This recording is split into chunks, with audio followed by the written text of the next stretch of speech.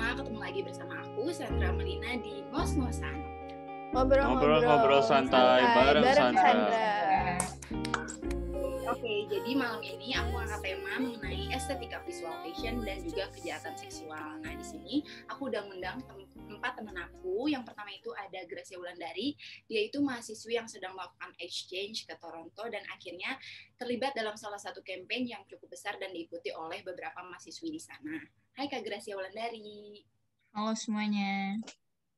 Nah, selain Kak Gracia, aku juga mengundang salah satu fashion designer terkenal di Bandung, namanya itu Kak Agneta Prestari. Hai Kak Agneta. Hai, halo semua. Oke, nah selain Kak Agneta, aku juga mengundang salah satu teman Kak Agneta dari agensi model, namanya Kak Audrey Riandi. Dia itu model di Victoria's Secret nih guys. Hai Kak Audrey. Hai semuanya. Oke, dan yang terakhir, tamu kita terakhir itu ada Kak Michael Siburian. Dia itu ahli mengenai gender. Nah, nanti untuk teori-teori sendiri bakal dijelasin oleh Kak Michael. Hai Kak Michael. Halo semuanya. Nah, oke. Karena udah perkenalannya, kita langsung aja kali ya membahas topik mengenai malam ini. Aku pertama-tama mau ngobrol dulu nih sama Kak Gracia Wulandari. Sebenarnya tuh Kak Gracia di Toronto nih, karena lagi exchange, ikut campaign apa sih? Campaign tentang apa atau menggerakkan tentang apa, boleh diceritain kali ya? Oke, jadi aku waktu itu tuh ikut campaign Slutwalk namanya yang ada di Toronto pada tahun 2011. Jadi latar belakang campaign itu tuh karena komentar dari seorang polisi di Toronto yang berkomentar bahwa agar perempuan bisa terhindar dari perilaku pemerkosaan, mereka nggak seharusnya berpakaian seperti seorang slut, di mana slut dalam komentar ini dimaksudkan merujuk kepada pelacur atau pekerja seks komersial yang sering dicirikan menggunakan pakaian-pakaian terbuka. Kemudian dari komentar tersebut akhirnya memotivasi perempuan-perempuan di Toronto untuk membuat kampanye melawan stigma-stigma tersebut terhadap perempuan. Nah, karena kesibukan sebagai mahasiswi di Toronto sendiri, apa sih sebenarnya yang akhirnya mengencourage Kak Gracia untuk terlibat dalam campaign ini gitu? Karena selain sebagai perempuan ya dan pihak dari yang sedang di-campaignkan ini, apa sih kira-kira? Kalau aku sendiri sih ini alasan personal aku aja ya. Aku ikut campaign itu waktu itu karena sebagai perempuan, aku nggak menyetujui pernyataan-pernyataan sejenis yang mengatakan bahwa perempuan harus menjaga cara mereka berpakaian. Karena menurut aku itu tuh membatasi cara perempuan untuk mengekspresikan dirinya sendiri. Karena kita tahu cara berpakaian itu merupakan salah satu bentuk manusia untuk berekspresi. Gitu. Jadi menurut aku dengan dia berkomentar seperti itu, menurut aku itu membatasi perempuan untuk mengekspresikan dirinya sendiri. Padahal sebenarnya yang harus dibenahi adalah mindset orang-orang yang melakukan tindakan tersebut, karena tindakan tersebut tidak bisa dibenarkan untuk dilakukan kepada siapapun terlepas dari apapun pakaiannya. Menurut aku gitu sih. Benar-benar, aku juga setuju. Kenapa setiap ada kasus kejahatan seksual itu yang disalahkan hanya pihak perempuan terhadap apa yang sedang dia pakai. Sementara pemikiran-pemikiran dari para pelaku kejahatan itu sendiri itu nggak pernah dijadikan patokan untuk dirubah ya Kak, benar gak sih? Iya, benar banget.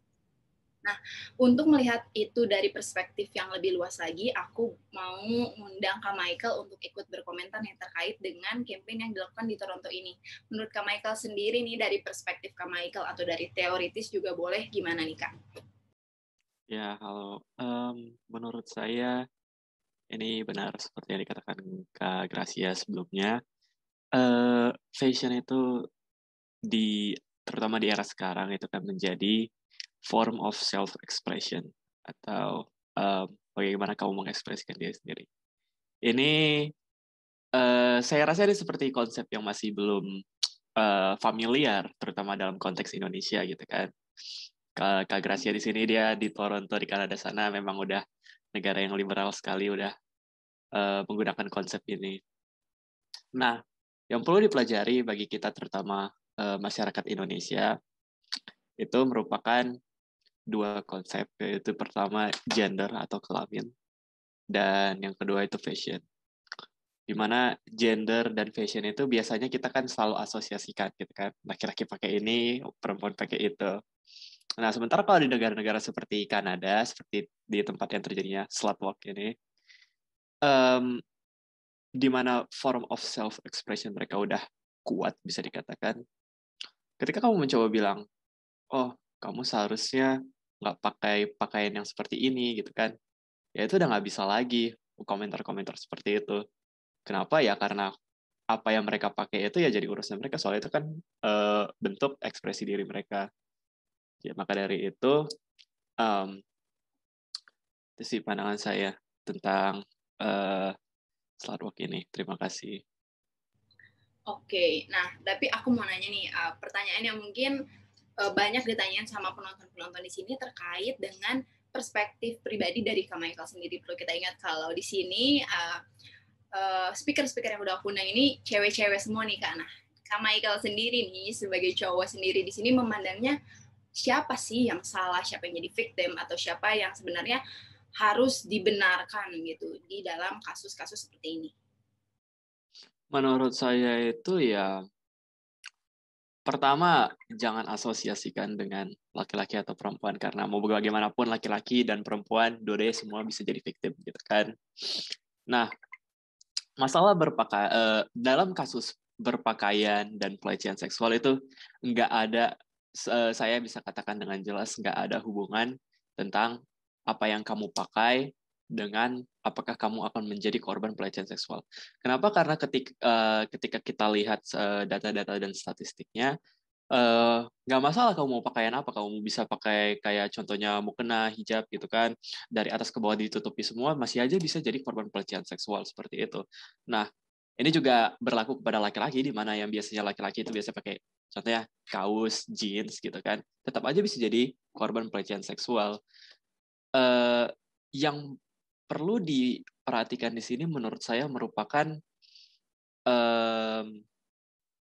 konsep bahwa itu bukan masalah what you wear, tapi itu adalah masalah sebenarnya kalau mau dikatakan itu masalah hasrat, di mana orang-orang yang melakukan pelecehan seksual ini nggak dapat mengontrol dirinya sendiri. Maka dari itu dia salah satu isu yang dapat diidentifikasi itu adalah self control bagi mereka.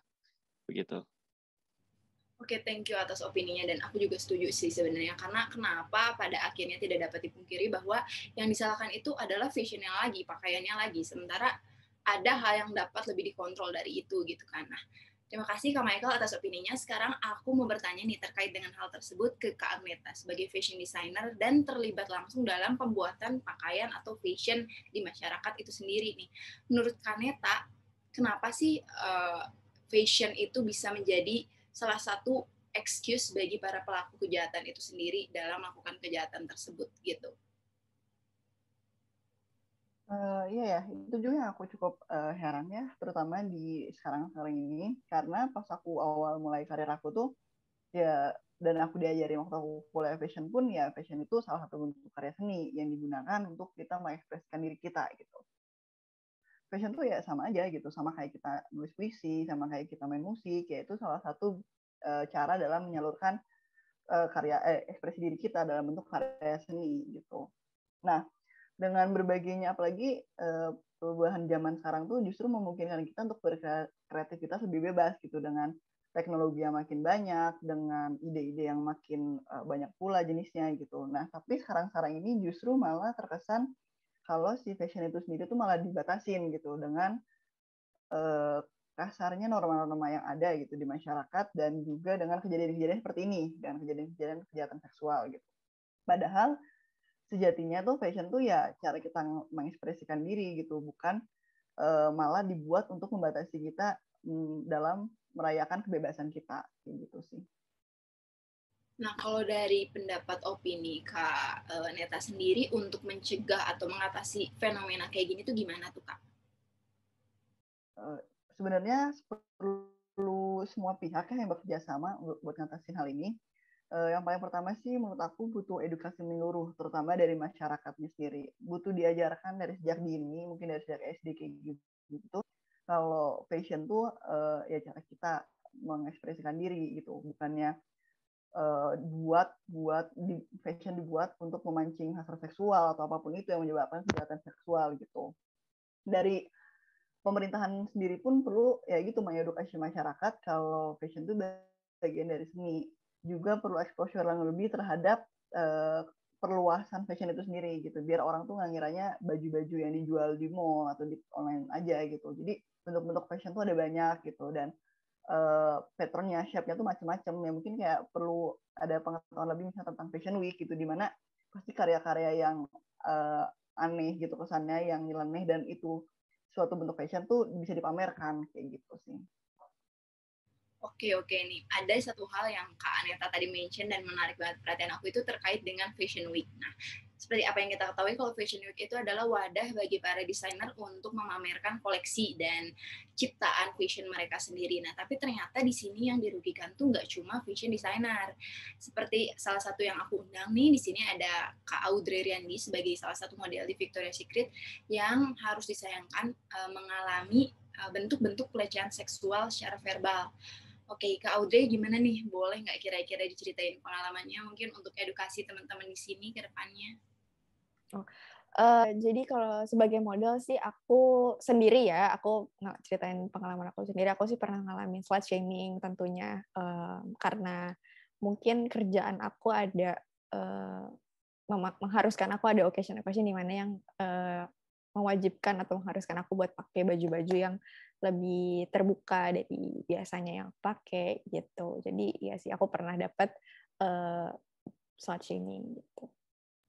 Duh, sedih banget dengarnya, tapi jujur kalau boleh tahu dan mungkin sharing buat teman-teman di sini, biasanya atau pernahnya tuh mendapatkan slut shaming di mana gitu? Apakah di runway saat Kak Audrey lagi modeling, atau lagi photoshoot brand tertentu, atau bahkan di sosial media yang sebenarnya Kak Audrey itu nggak pernah interaksi sama orang-orang yang melakukan slut shaming tersebut?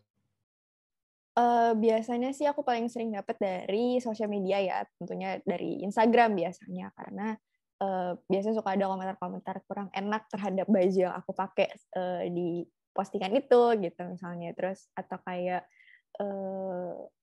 tentang aku lagi nge-endorse sesuatu malah, tapi malah orang-orang yang lain malah fokusnya ke baju aku, padahal harusnya orang lain yang sebagai audiensnya fokusnya sama yang barang yang waktu aku endorsein gitu. Terus aku juga pernah dengar cerita dari teman-teman kerja yang ngalamin secara verbal juga gitu, kayak misalnya kalau aku sendiri habis ngepost hasil photoshoot gitu, terus ada yang komentar tentang baju yang bertujuannya ke baju-baju yang aku pakai, terus aku terus teman-teman model juga ada yang cerita pengalaman mereka tentang sexual harassment yang mereka alami saat kerja gitu, malah sering didapetinnya dari kayak manajemennya mereka atau manajernya mereka yang komentar-komentar nggak enak malah. Jadi ya jadi cukup menyedihkan sih emang untuk dapat kayak gitu ya secara langsung gitu. Ya, pertama-tama aku juga mau mengucapkan sorry untuk bring this topic up sebenarnya. Cuma di awal juga kita udah cerita bahwa Kak Audrey juga di sini pengen encourage teman-teman yang datang di sini kalau ternyata hal tersebut tuh benar-benar terjadi ke siapapun dengan alasan apapun. Nah, untuk itu aku mengundang juga nih balik ke Michael untuk mengungkapkan opininya kayak tadi terkait dengan apa yang telah Kak Audrey alami atau bahkan pengalaman-pengalaman dari Kak Agneta yang tadi sebelumnya udah di-mention di awal. Gimana nih menurut Kak Michael sendiri? Halo, oke, jadi perihal slut shaming, memang kalau kita lihat lagi ke contoh yang dibawakan Kak Audrey kan banyak terjadi di sosial media, dan ini memang sudah menjadi sebuah topik pembahasan yang timbul. Itu kenapa? Karena salah satu faktor utama yang menjadikan hal ini terjadi itu karena sosial media itu memberikan suatu anonimitas gitu kan. Maka dari itu orang kan bisa komen contohnya pakai akun-akun bayangan gitu kan. Atau kadang-kadang pakai main account-nya dia sendiri. Tinggal komen aja diletakin, ya udah kelar gitu kan. Terserah dia bebas mau komen apa di contohnya kayak sosial media. Nah, salah satu faktor utama yang memainkan peran ke kenapa hal ini sering banget terjadi gitu kan, mungkin itu bisa diatribusikan kepada ignorance atau kayak kurangnya pemahaman gitu kan. Orang-orang kalau misalkan ngelihat ada orang yang kayak perempuan yang menggunakan contohnya dress yang revealing dikit aja gitu, langsung ahai gitu kan, atau langsung dikomentarin gitu. Ya mungkin banyak yang menganggap itu normal. Kenapa? Karena sering dinormalin. Contohnya kalau kalian pernah ngeliat di televisi gitu, contohnya kayak acara-acara komedi kan sering gitu. Kalau ada aktornya yang ngelihat, ada wanita yang cantik, dia langsung, wow, gimana gitu. Langsung kayak acting seperti. Jadi menurut saya itu, sekali lagi faktor yang paling berpengaruh di sini merupakan ignorance dari orang-orang yang melakukan slut shaming tersebut. Maka dari itu di sini yang diperlukan adalah adanya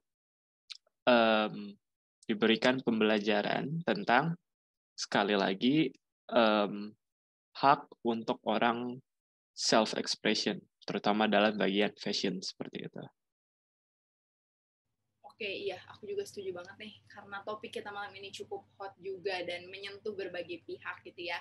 Yang bisa aku highlight itu adalah terkait dengan dua pihak di sini, itu korban dan pelaku, yang sebenarnya timpang banget gitu, seperti apa yang Kak Michael bilang, kalau pelaku-pelaku ini didasarin sama sifat ignorance mereka, yang mereka pun nggak pernah merasa hal tersebut salah gitu untuk dilakukan atau menyinggung atau bahkan menyakiti orang lain gitu, dan mereka tetap melakukan itu tanpa berpikir panjang gitu. Sementara mereka juga berpikir kalau didasari karena mungkin tidak mengerti fashion gitu kan, orang-orang mikirnya, padahal mungkin edukasi dari fashion itu sendiri masih kurang di kalangan masyarakat gitu. Jadi pada akhirnya apa yang kita dapat simpulkan dari pertemuan kali ini di ngos-ngosan ini, menurut aku lebih ke edukasi yang mungkin harus dilakukan oleh semua pihak, tidak hanya pemerintah, baik dari masyarakat itu sendiri ya, ataupun organisasi-organisasi yang mungkin lebih mendukung kegiatan-kegiatan seperti ini, untuk dapat melakukan edukasi terkait dengan fashion itu sendiri. Jadi orang-orang lebih aware nih terhadap suatu model fashion yang selama ini dihujat dan dikira mengundang, padahal itu bagian dari fashion dan karya seni dalam mengekspresikan hati mereka. Dan yang kedua itu edukasi mengenai pentingnya untuk menjaga hasrat orang-orang tertentu tanpa menyalahkan korban sendiri yang mereka pikir itu mengundang dari perilaku bejat mereka itu sendiri. Gitu kali ya teman-teman. Nah, jadi ternyata cukup sampai di sini aja ngos-ngosan kali ini. Aku mau berterima kasih kepada bintang tamu aku kali ini, malam ini yang keren-keren banget. Dan terima kasih atas pengalaman serta informasi yang kalian sampaikan ke teman-teman. Oke, bagi teman-teman ngos-ngosan yang lain yang mau nonton episode dan topik-topik lainnya, stay tune terus di channel ini di malam minggu kalian setiap minggunya. Oke, bye!